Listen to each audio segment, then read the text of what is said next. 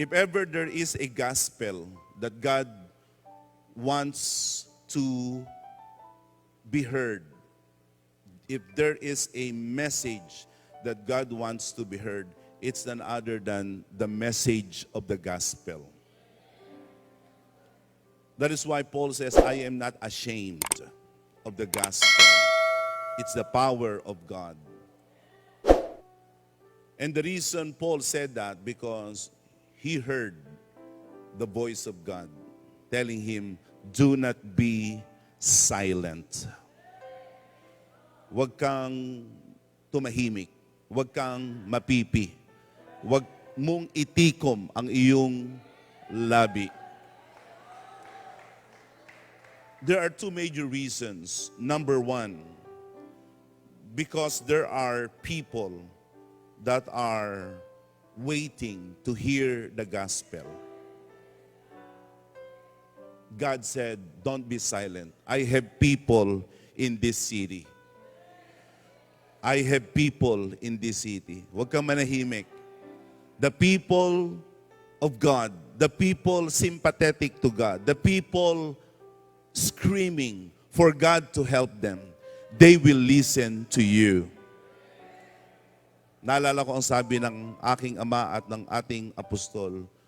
Ang sabi niya, huwag mong intindihin yung hindi makikinig sa'yo. Ang intindihin mo, yung makikinig sa'yo.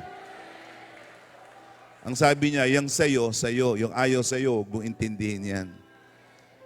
At ang sabi niya pa, yung sa Diyos, hindi mo kailangan ng maraming salita yan. Kaunting salita lang yan. Ang hahanapin lang yan ay isang kataga. Yan ay lalapit na sa Diyos. And those words of wisdom have always been part of my overall conviction as an evangelist. To never allow those who do not want the gospel to stop me. They will not silence me. They will not squelch me.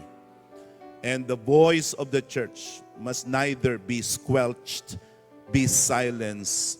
We should not keep mum about the gospel. We should make a loud noise for the gospel. Actually, yan ang sabi ko kay Presbyter Maya Cruz sa Japan, because Japan is one tough, quote-unquote, audience. Very tough audience ang Japan. Ang sabi ko kay Presbyter Maya, mag-ingay ka sa Japan. Mag-ingay ka. Kaya yun ang ginagawa nila ngayon. Ang kulang na lang ay si Voltes 5 na mag-promote ng Home Free Global Crusade. I think they are the first ones that have a mascot, and it's really inspiring what they're doing. But let us not be silent, because there are people that are waiting to hear our message. I was just in General Santos last Saturday, and those words of Jesus were confirmed. One of the evangelical pastors approached me after he prayed for me and said, you know what, Bishop Jonathan, this crusade you're doing is what we have been praying for General Santos. And he was speaking with a great deal of conviction in his heart. Talagang napapailing siya, and he was close to crying, and his voice was breaking. He was emotional. Sabi niya, this is what we have been praying for. And he kept on, thanking me. There are people that are waiting for you and for me. Remember the words of Jesus, I have other sheep that are not of this sheep pen. I must bring them also. They will also hear.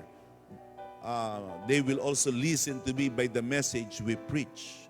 And I believe that there are people in Pasay. There are people in Manila.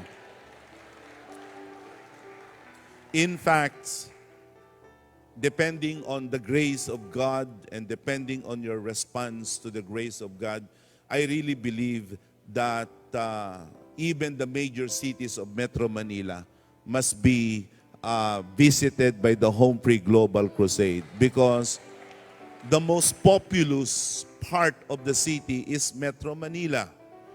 The teeming masses are actually here. And we've seen that in Luneta, how people responded. And I believe that this Sunday we're going to see the same.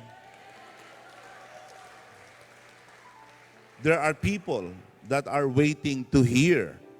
There are people among your circle of friends that are waiting to hear, waiting to be invited, waiting to be given an invitation.